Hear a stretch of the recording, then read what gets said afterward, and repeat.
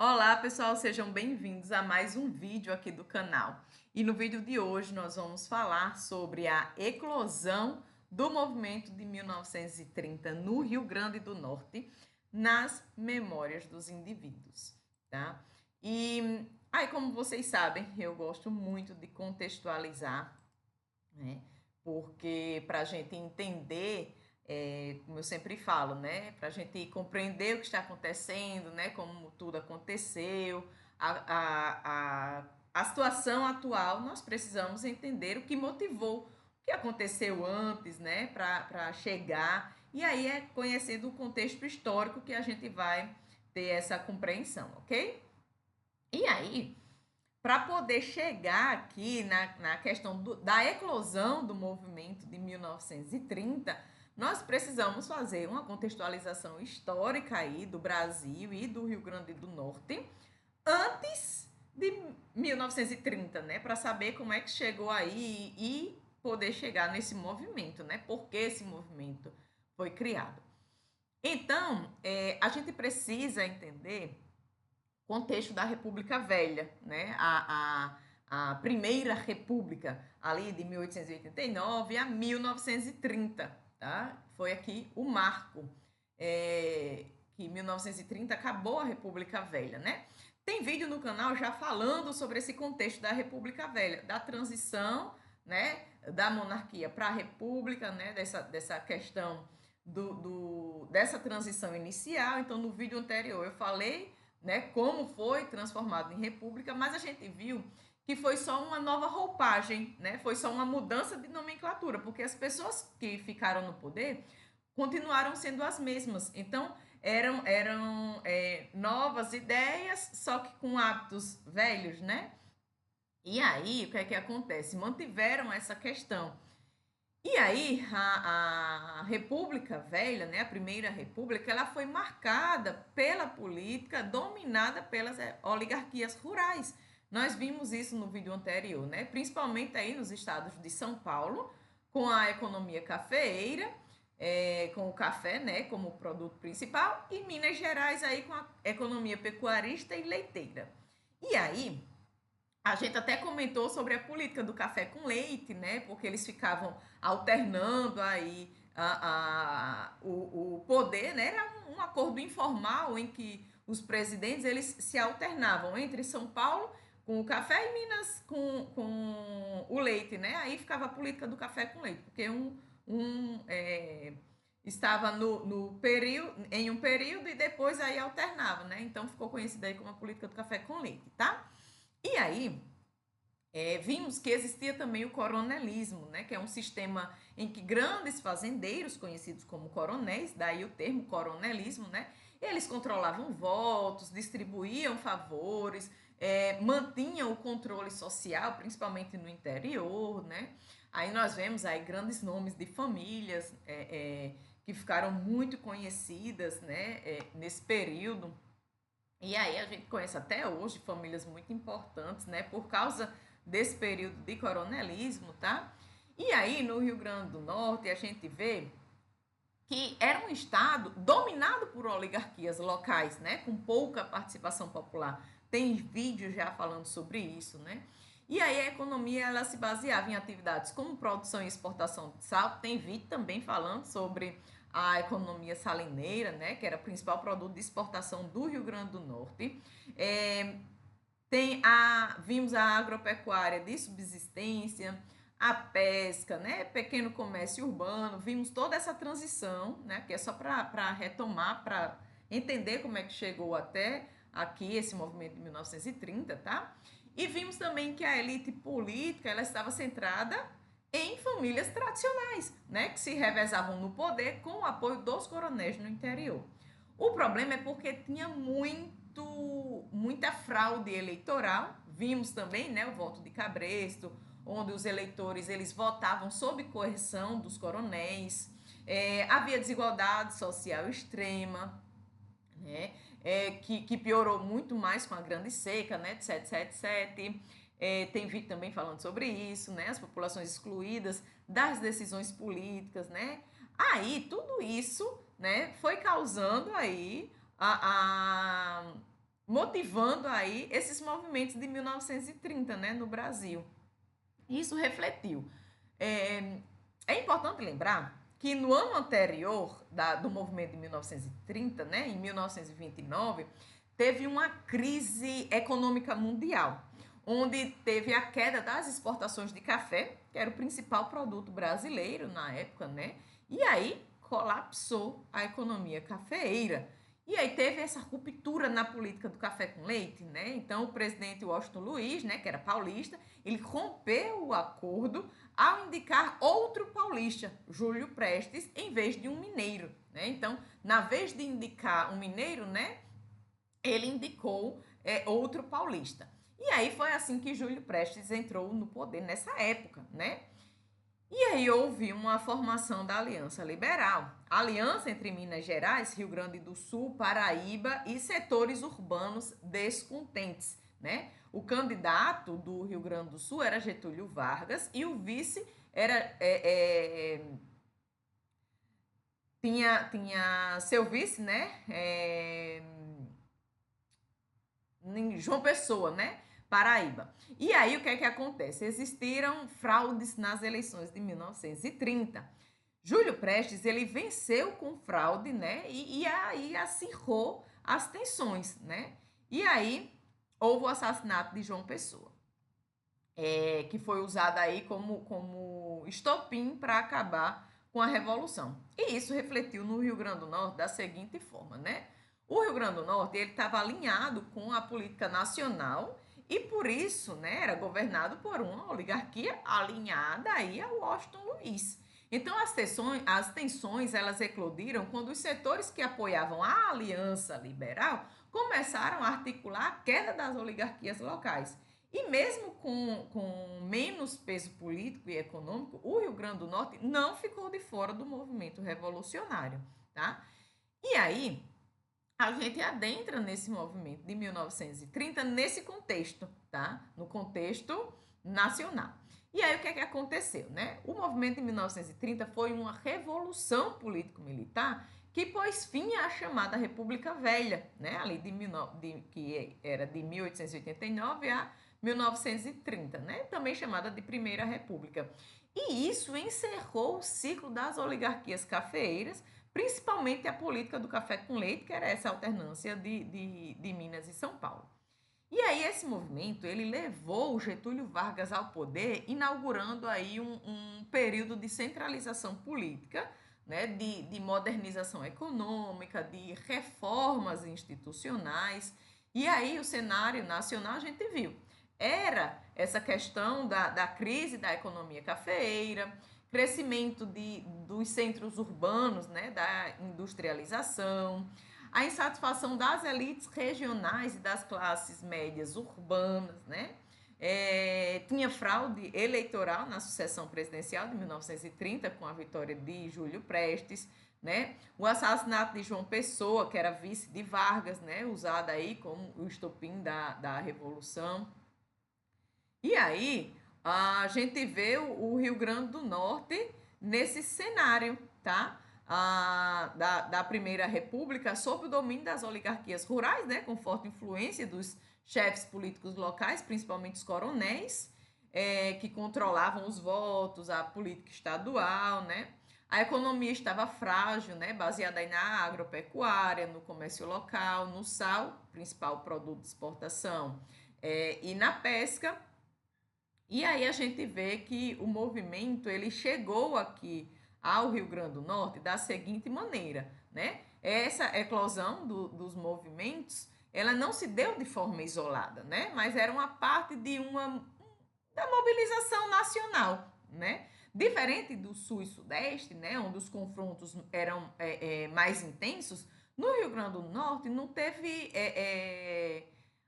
muito nesse contexto, mas teve algumas peculiaridades, tá? Então, foi uma adesão bem rápida, né? Quase sem resistência, né? Ao movimento revolucionário aí. Esse movimento ele foi articulado principalmente pelos setores militares, né? O exército e civis insatisfeitos com o governo oligárquico local. A população civil, né?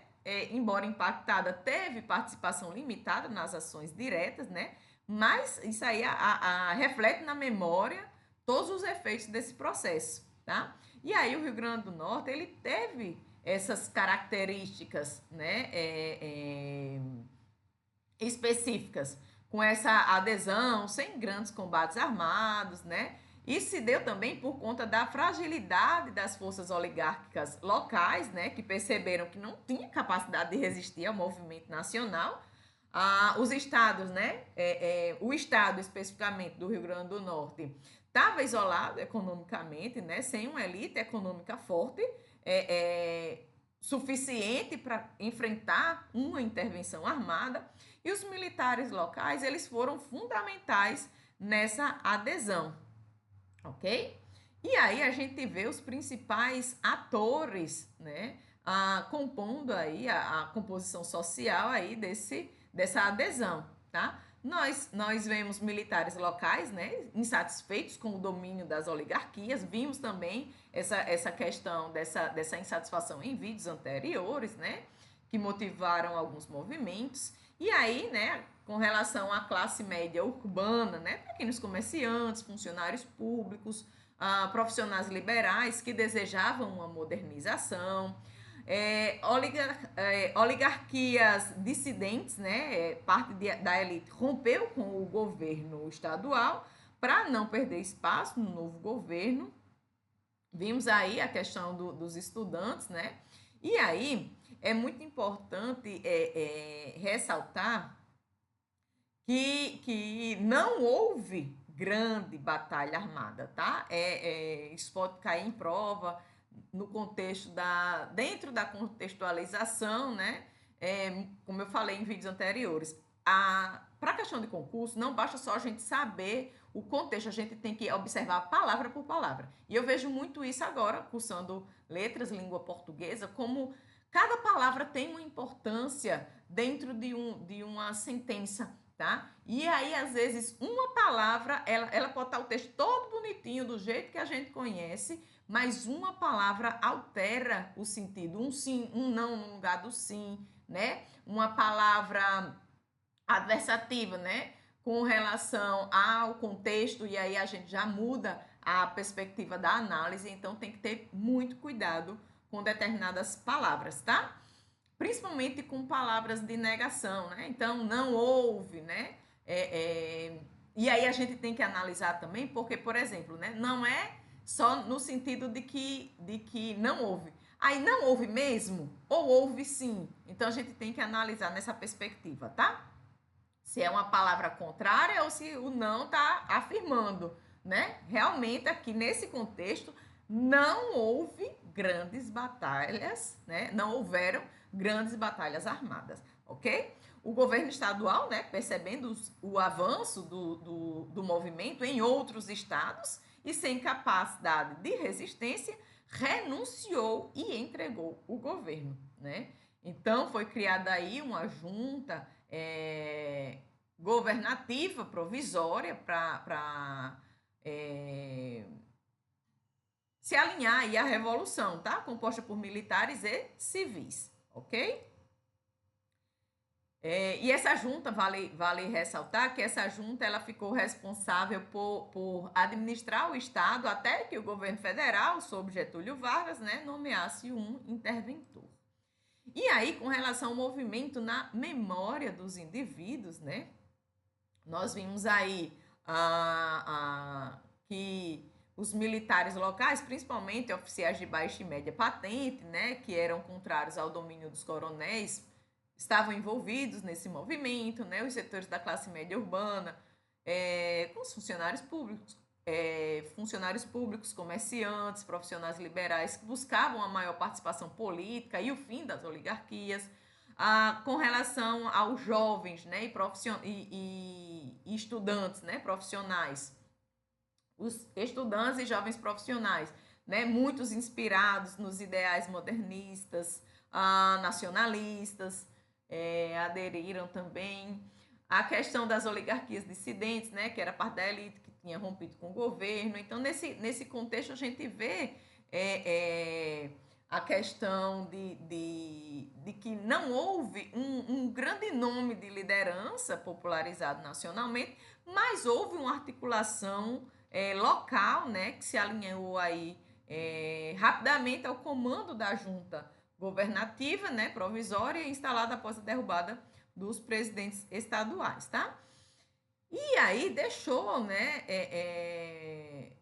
resquícios nas memórias dos indivíduos, né? Então, a perspectiva das memórias, a gente vê que as memórias dos indivíduos que viveram o movimento de 1930 no Rio Grande do Norte, ela revela aí uma percepção de ruptura, de medo, de esperança, tá? Para muitos, o movimento representou aí o fim de um tempo de opressão, né, dos coronéis. Nós vimos como foi essa fase, né, esse período histórico que foi marcante, tá, da opressão dos coronéis, a questão das fraudes eleitorais, né, o controle social baseado no medo, na dependência econômica, né.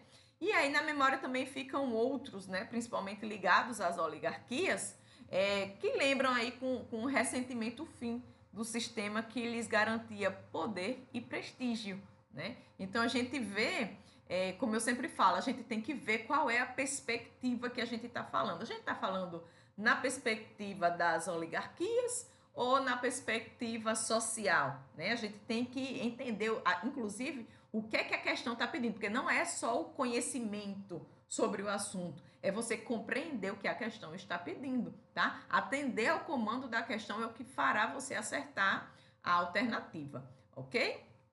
E aí, os relatos comuns nas memórias, né? Eles tinham medo de saques e violência, né? Apesar de não ter ocorrido de forma massiva, havia esse temor que o movimento trouxesse uma insegurança, né? Porque até no cotidiano, né? A gente fica muito confortável quando a gente está seguro, quando a gente sabe o que é está acontecendo, e a insegurança traz receio, né? Traz medo. E aí eles temiam violências, saques, represálias, né? Muitos se lembram de trancar a casa, de esconder alimentos e bens, não sabia o que é que ia acontecer agora, né? Existiam essas incertezas. A população rural, acostumada a obedecer os coronéis, não sabia se as mudanças seriam positivas ou se viriam mais problemas, né?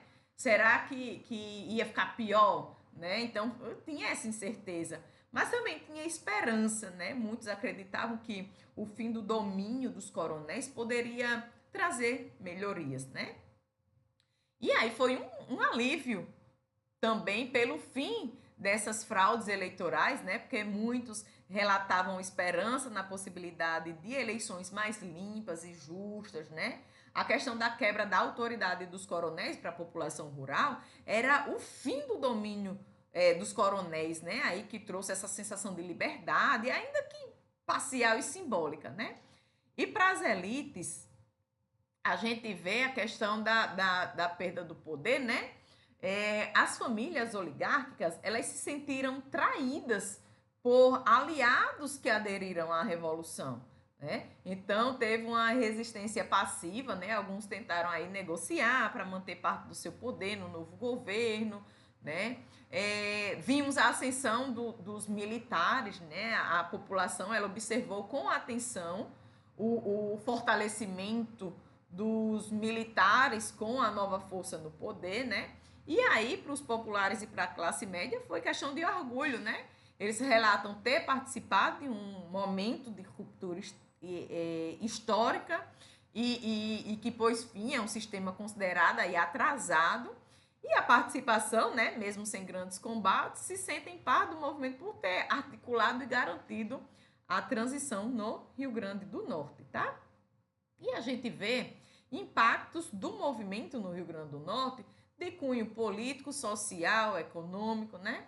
Político, porque a derrubada do governo estadual oligárquico, né? Uma instalação da junta governativa provisória, nomeada por Getúlio Vargas, né? Início do processo de centralização política, o fim aí da autonomia dos antigos coronéis, né?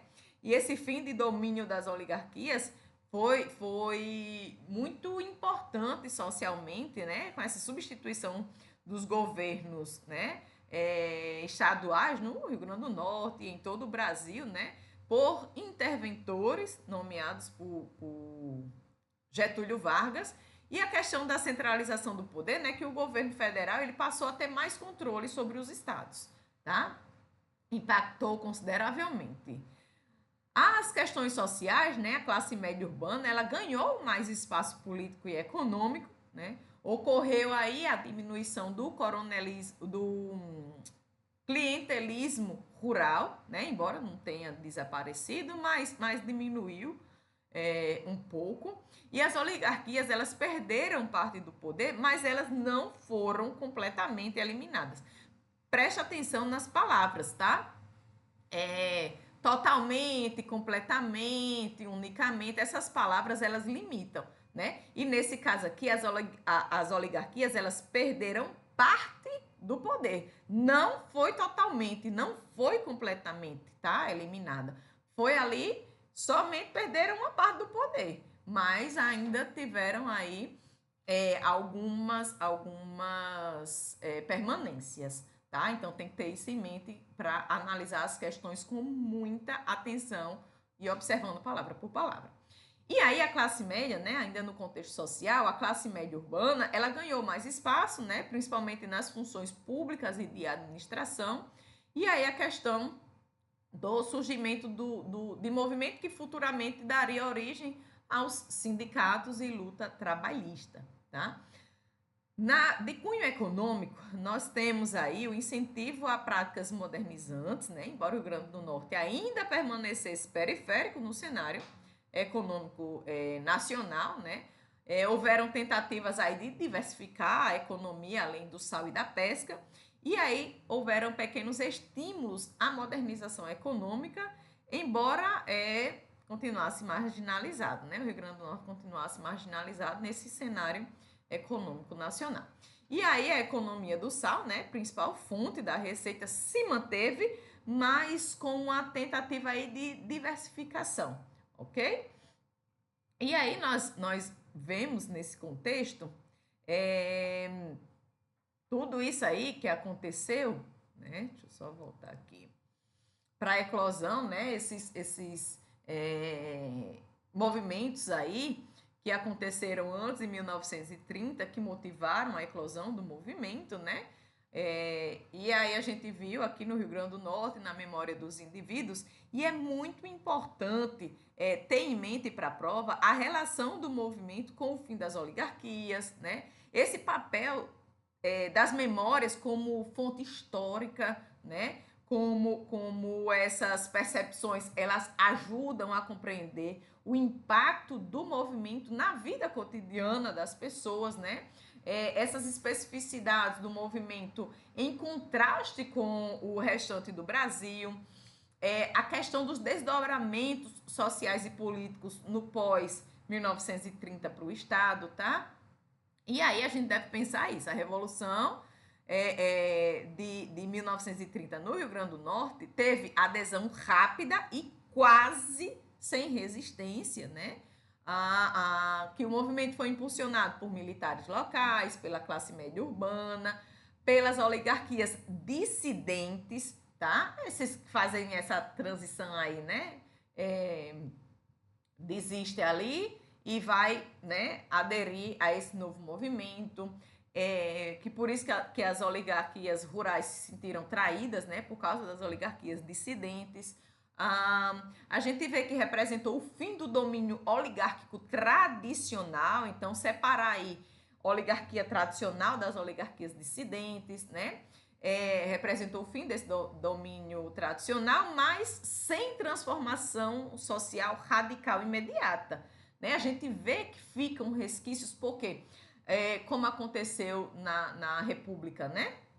Na Primeira República, do período anterior passou para a Primeira República, mas algumas pessoas só mudaram de lado, né? Aderiram ao novo. Desse mesmo jeito aconteceu aqui, né? As oligarquias dissidentes, né? Mudaram de lado, então vão se adaptando para permanecer no poder, entende? Mas aí é uma nova roupagem, mas ali alguns né?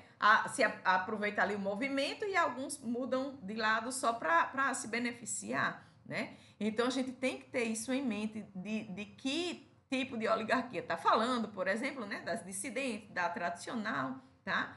Para a gente analisar a questão na perspectiva do que está sendo cobrado, tá?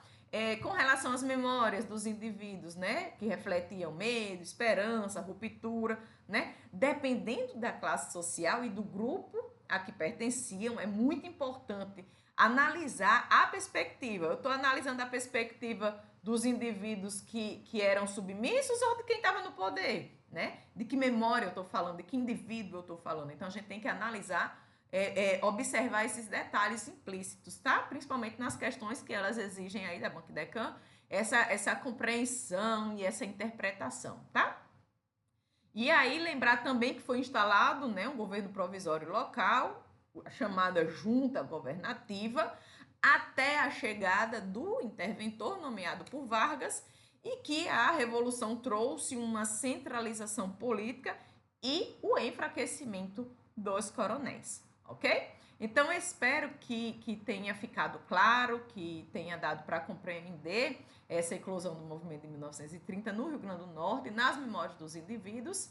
E qualquer dúvida, qualquer questionamento, deixa aqui nos comentários que eu tento trazer nos próximos vídeos. Estou seguindo a sequência do edital, estamos pertinho de finalizar esse contexto, né, da história do Rio Grande do Norte. E é isso. Por enquanto ficamos por aqui e até o próximo vídeo.